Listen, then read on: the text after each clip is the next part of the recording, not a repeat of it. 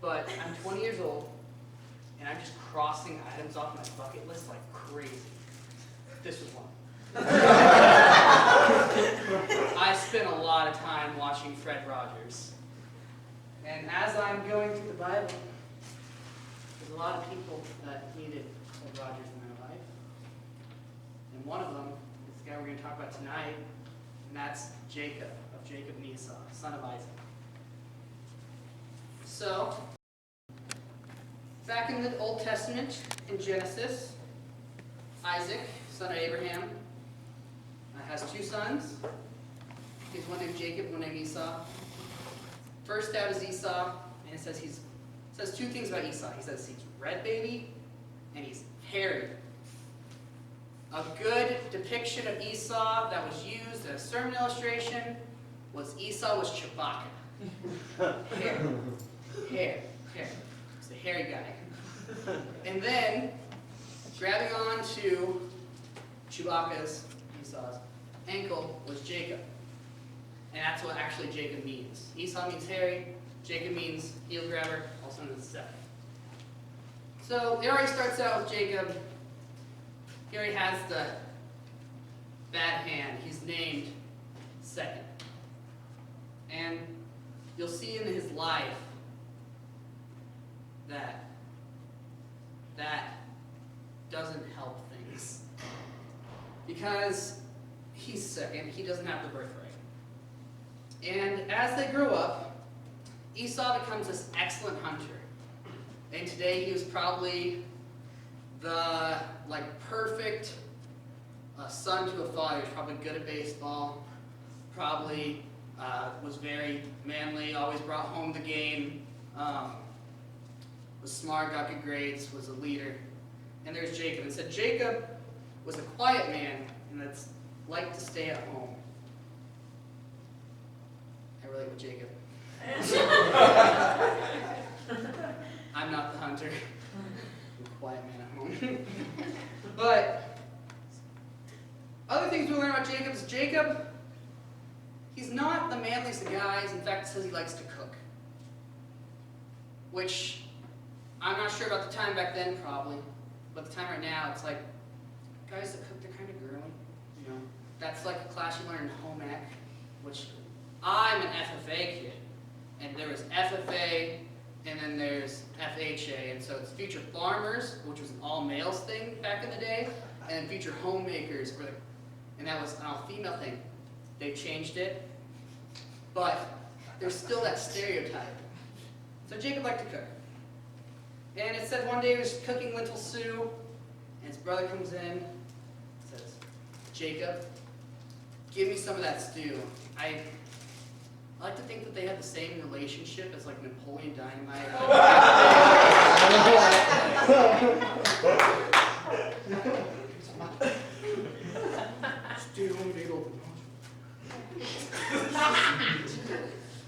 But he's like, Jacob, I am going to die. Give me some of your stew. And Jacob's like, give me your birthright. And Esau's like, I'm going to die, so why would I need a birthright? If I'm going to die because I don't eat, so yeah, sure, whatever.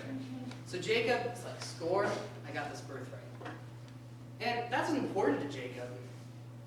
I think that was really important to Jacob because he's not the hunter.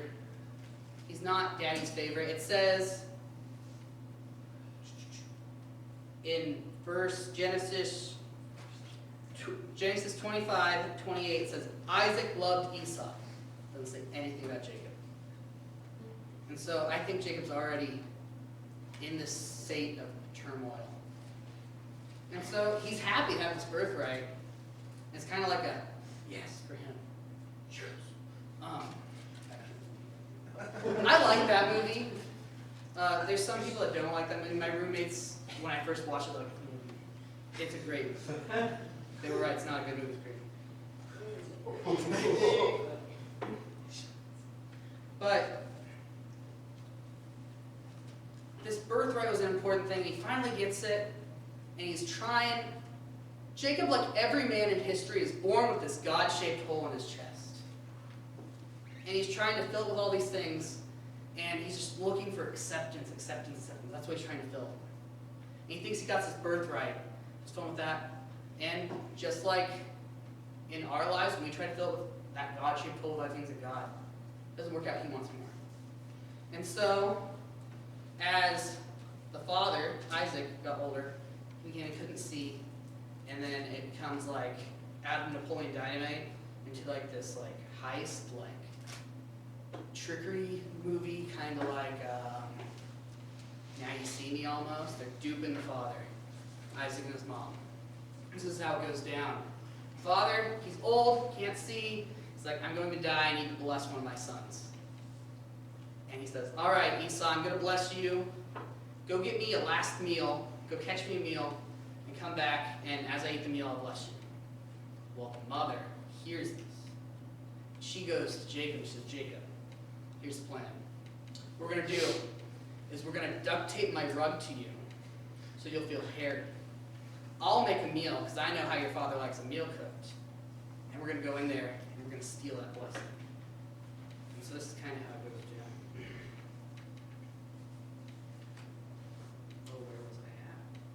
Oh, here. So Jacob comes in. He comes to his father and he says, Here I am. And Jacob's like, who are you? Or Isaac's like, who are you? And Jacob's like, I'm Esau, your firstborn. I've done as you told me. Here, have some of this meal so you may bless me. And Isaac says, how'd you get that game so quickly? He says, the Lord blessed me. And Isaac's like, come close. I don't know if you really saw. You don't sound like Esau. And so then Isaac puts on a deeper voice. Yes, the Lord blessed me and I bunch of food. But they had already duct taped the rug to him. I don't know if it's really duct tape. Biblical form of duct tape. They duct taped the rug to him. And he comes up and he's like, oh, you're definitely Esau. You're definitely Esau. And he blesses him. And this was probably another yes for Jacob, except things got hard. Because I don't think he was planning for when Esau came back. And Esau's like, you stole my blessing. How dare you? I am going to kill you. And that means Jacob has to flee. And so all that blessing, it's not for nothing, but it's kind of out the window. I mean, you got this good greatness, you've stolen this greatness, and now you have to flee. And then throughout life, he gets going, and to the part that I really want to talk about, because it's interesting to me, is he comes to this place, he crosses the river, he's left alone, and he meets this man. And he decides, I'm going to wrestle that guy. It doesn't really say why he was wrestling. It just says Jacob was alone, and a man wrestled him until daybreak. I think he just really liked wrestling. I don't know. But when the man saw that he could not defeat him, he struck Jacob's hip socket as they wrestled and dislocated his hip. Then he turned to Jacob and says, let me go, for it's daybreak. It's almost tomorrow. And Jacob says, I will not let you go until you bless me. You see, Jacob is trying to fill this hole with blessings, from the birthright to the blessing of the father to this man he's wrestling. It's like, I'm not going to let you go until you bless me. Say uncle. You know? Uncle. Say uncle.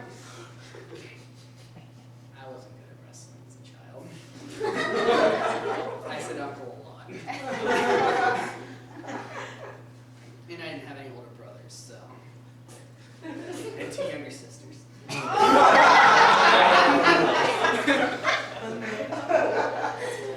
The quiet guy that stays at home. But Jacob, he has this hole in his life, and he's like trying to fill with these blessings, and he's wrestling with what we'll soon see as God, and he's like, bless me, tell me I'm good, notice me, somebody, please. He's crying out. And because he's crying out, he's kind of like a person drowning. He keeps crying out for help and for someone to notice him, and no one's noticing him. And as he's drowning, the people that come up to him, the only way he can make himself feel good is to steal from others, to lie to others, to push them under. If you ever take a class on lifeguarding. I have not, but I've heard this.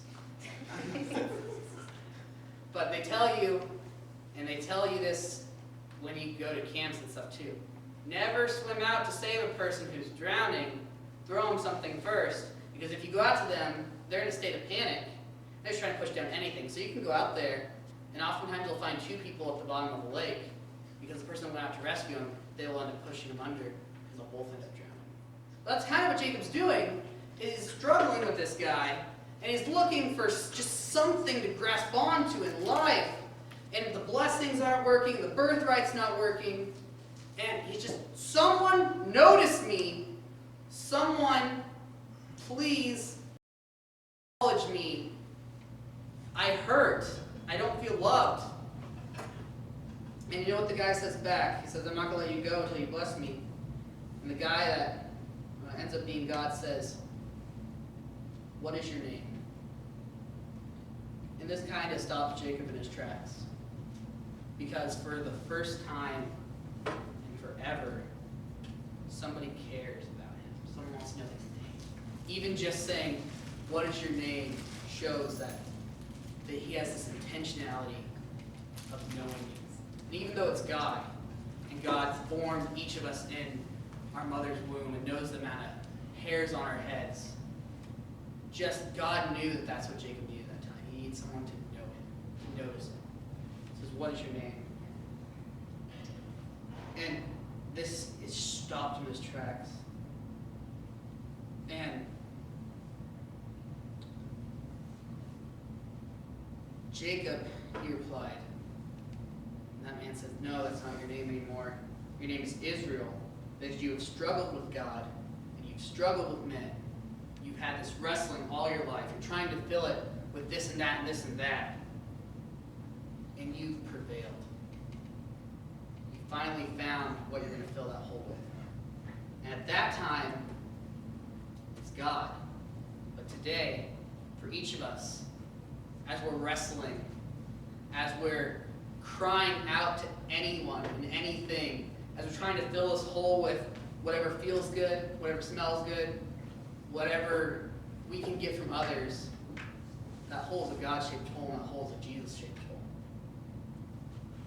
And there's a God that's crying out to you, wants to know you, does know you.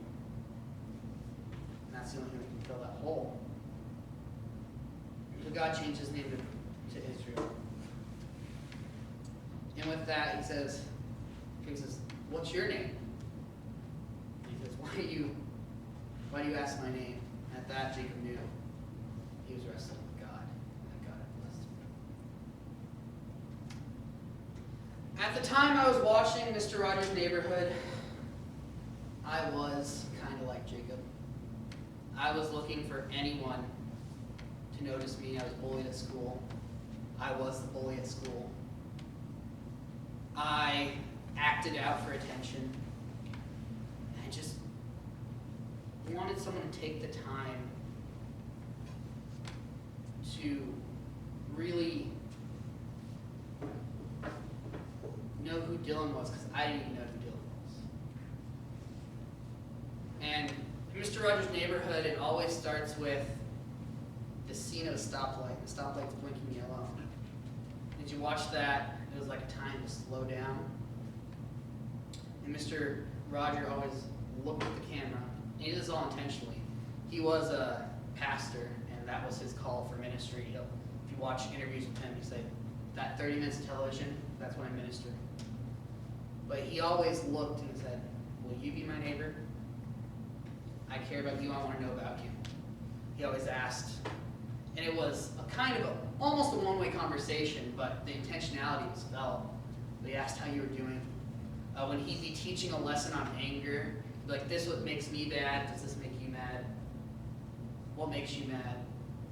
He was always asking questions and just really making you feel connected even through a screen.